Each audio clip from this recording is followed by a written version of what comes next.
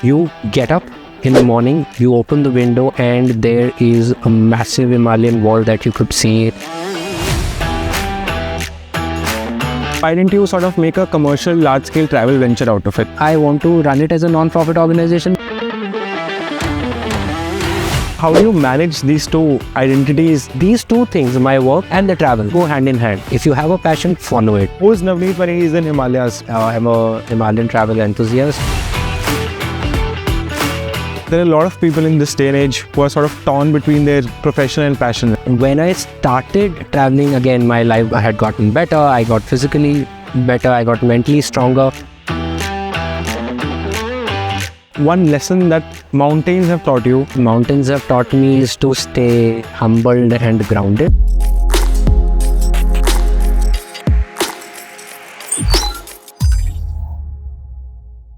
Our guest today wears many hats. Himalayan explorer, adventurer, music industry professional. Welcome to Unstereotype Living Stories Library. For our guest, from the music world to the Himalayas, curiosity has been the constant companion. Hosting this conversation is a traveler and a storyteller himself. Thank you so much for taking on the time today, Navneet. I've gone through your LinkedIn. I have seen how you've grown tremendously in the Indian media ecosystem. But today I would love to know Navneet outside his work. The Navneet who travels to Spiti, to Zanskar, to Everest Base Camp. So who is Navneet when he is in Himalayas? Would you like to just tell me about that? So thank you, Ajay, for having me, first of all. And I think it's a great initiative that you guys and Shiv have started. And I think I'm honored to be a part of it. So yeah, and like you rightly mentioned, by profession, I'm a media and entertainment professional. I've been doing this for the last 16 years. And now for the last 5 years, I've been working with one of our leading music labels across the globe called Universal Music Group, where I lead brand partnerships for India. Apart from what I do at my profession, I am a Himalayan travel enthusiast, which I've been doing for the last 30 years. I have traveled myself, enabled myself, and then we've created a community called Himalayantalkies, which we did back in 2016 with the basic intent of enabling people to know more about unknown places of Himalayas in India, in Bhutan, Nepal, and other countries. So it was started on Meta, on Facebook actually. It's right now a 75,000 big community where people could come share their interests. They share their photographs, blogs, videos, experiences, and also discuss itineraries and know more about unknown places. Again, it was for everyone. I think your love for Himalayas is very sort of infectious. Would love to know you. Would love to know the time that you sort of visited Himalayas for the first time. You visited mountains for the first time, and how was that feeling? Oh, I think it has been all throughout my life. I've been a part of Himalayas in some or the other way. Although I am a born Punjabi, I was born in a small town in Punjab. But I think at 4 years of my age, I shifted to Himachal. For more than 10 years, I was in Himachal. So that was where the intrigue of knowing more about hills in Himalayas came in. In fact, my first trip to Himachal, like a proper hill station, was to Manali in 95 as I was in 5th standard. And that Manali these days was even better than the Ladakh and Spitis of current day that we know of. It used to be one of the best places with the best of weathers, no ACs, even no fans there at that time. Navneet, do you want to talk about one specific expedition which absolutely made you fall in love with the mountains? After I joined work, I got too busy with my work, and like I said, I'm very passionate about my work also. It's not that I leave that behind. So for 3-4 years, I could never figure out time, not organize things nicely. But then after 3-4 years, I said that now is the time. I have the money also, and I can do it. So that's when I started doing it. I joined a couple of forums like myself, like the Himalayantalkies that we have now. But there were other forums earlier that I joined. I met with like-minded people, understood more about this domain. And then there was a short trip that we took to a place called Kinnaur. Now, people these days know Kinnaur really well. But at that time, it never used to be a place that we know of today. There used to be no roads. There used to be like 100 kilometers of off-roading, landslides, roads washed off because of floods, and you could have to take a detour. Again, we were not planned. So I think that was the fact that when I started understanding, though, while it is beautiful, you need to be more planned. And that was one place, like when you get up in the morning, like it was in the night we reached, there's a place called Kalpa. Like a lot of people know it now, but I'm talking of 2013-14. You get up in the morning, you open the window, and there is a massive Himalayan wall that you could see, a range from where you could see the revered Kinnaur Kailash, which is a peak, which like one of the Kailash mountains that people go and worship. So, but yes, I think that was one trip that actually changed my outlook to travel, and that was I think would be the stepping stone that how I wanted to shift to this thing in a more organized fashion. I'm just curious to know, even after 30 years of you sort of visiting mountains, and you've been sort of busy working for the last 15 years, how do you find time, and what is it that still intrigues you, which keeps sort of making you go back to the mountains all the time? Yeah, there's this love for Himalayas, which obviously keep me going. Then, like I said, I love my work also, and I do complete justice, and I think I have grown decent amount the way I should be. And I always feel that whatever I do, in whatever, like if I'm doing travel or if I'm working in a job, I should do it with the best of my abilities, and I have to succeed there also. It's not that it is just for just the heck of it or just making money. No. If I'm not succeeding, I'll not be happy. That's what, as a person, I am. And when I started traveling, in the way I told you that I started organizing my work, and I used to find dedicated time for travel, used to plan for like an year before if I have to travel someplace. So I think in 1 or 2 years, I started realizing that these two things, my work and my, because my work also gives me a lot of happiness, and when there's a successful campaign that I do, it gives me a lot of happiness, and the travel. I always started in that for me, they go hand in hand and they complement each other. So you've mentioned about Himalayan Talkies, such a huge community you grew. I'm curious to know, why didn't you sort of make a commercial large-scale travel venture out of it? What different I can bring to this kind of experiential travel, because I do not want to operate in a regular travel agent space, doesn't excite me at all, because there are many anyway, so I can't do much about that, and I don't think I can do justice to that space. And why I have so far I haven't been tempted, because of one of this reason. Secondly, I've told you that I love what I do. I love my job. I think someday if I feel that, look, I'm done with what I needed to do, and I really want to grow something really big, that is when I would think of this differentiator and build something as a business. Also, so far it has been a non-profit organization, and again, this could be a question that why I want to run it as a non-profit organization, that I feel because Himalayas have given me a lot. It has, like for me, and it may sound too preachy, but I think for me, it has given me my way of life. So that's why I feel I have a lot to give back to the community, and I really do not mind if I do not earn or make money out of it.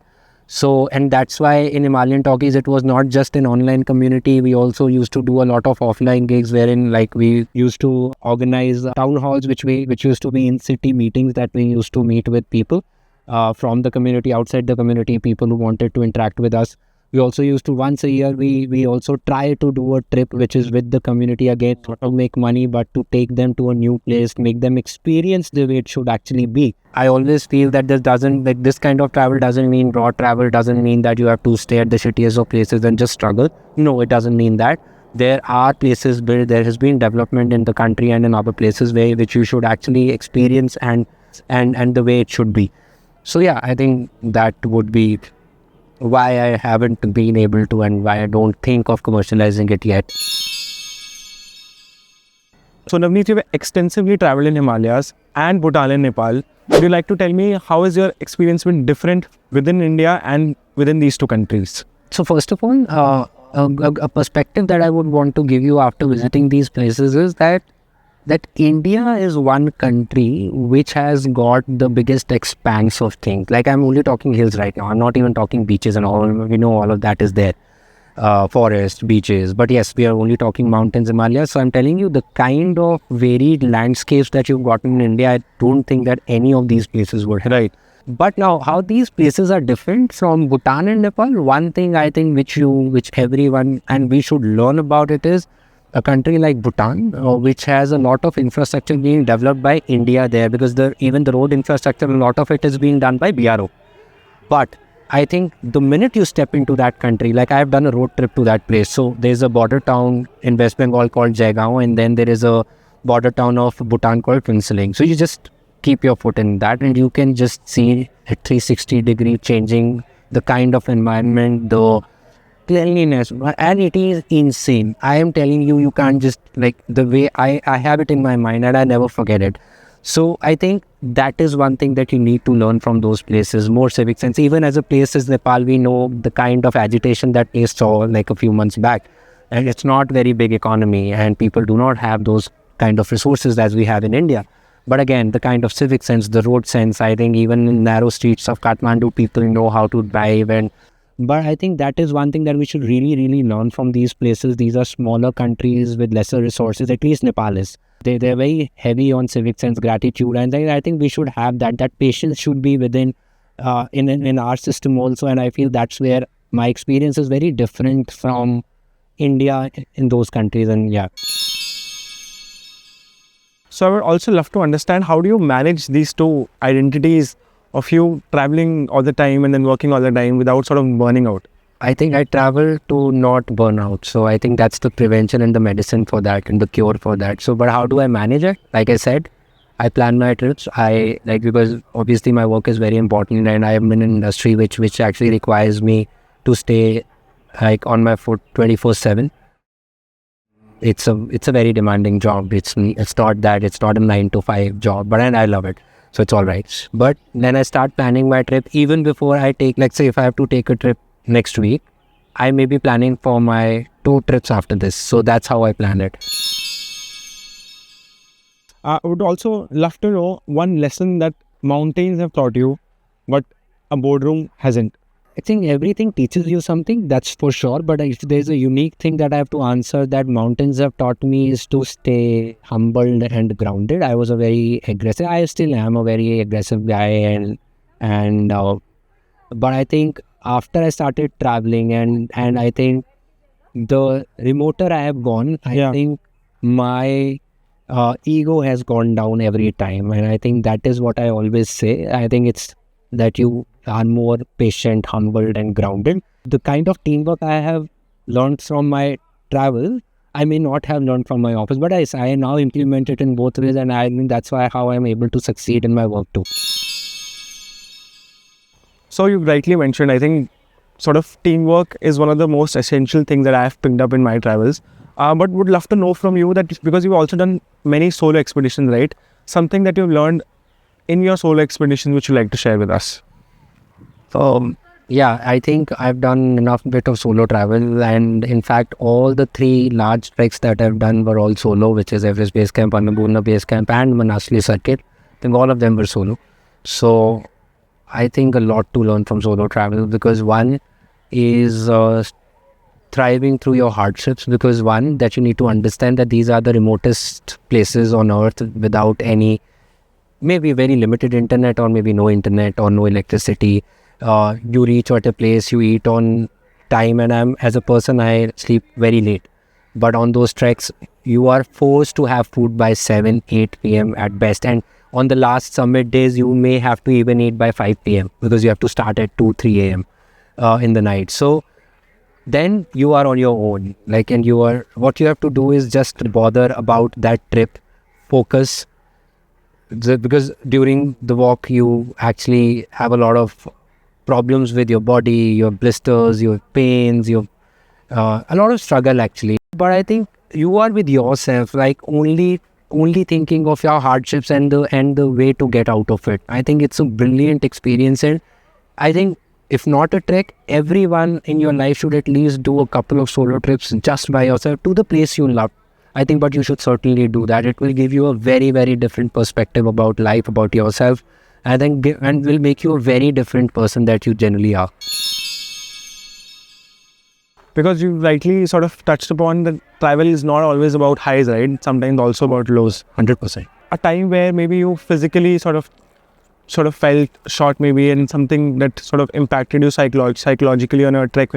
Any such incidents? The last 3-4 years, it is becoming more challenging because of the weather. Even on the best of windows that I have gone to travel, for example, last manaslutrek that I did was supposed to be the best of travel window, which is October first week, which is known to be the driest season and the best season to travel in Himalayas.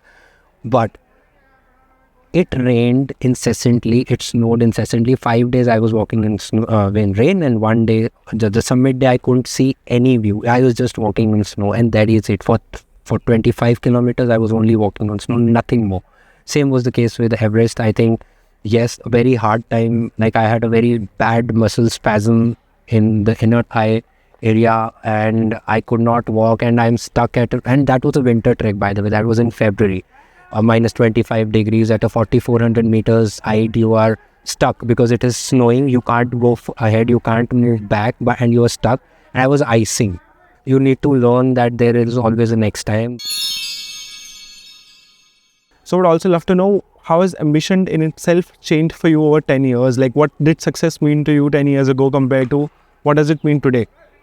So I think earlier when I started, it was a lot of me, because I thought that I know everything. I think after 3 or 4 years of working, then traveling, and now being 15 years into my job, I feel that my ambition is more grounded now. I have my ambitions, but with a lot of balance in it, which wasn't there earlier. And I think that is what has changed. But otherwise, I stay very passionate about my work and anything that I do. So yeah, I think that's what has changed majorly. The last question to sort of conclude this beautiful chat would be that there are a lot of people in this day and age who are sort of torn between their profession and passion, right?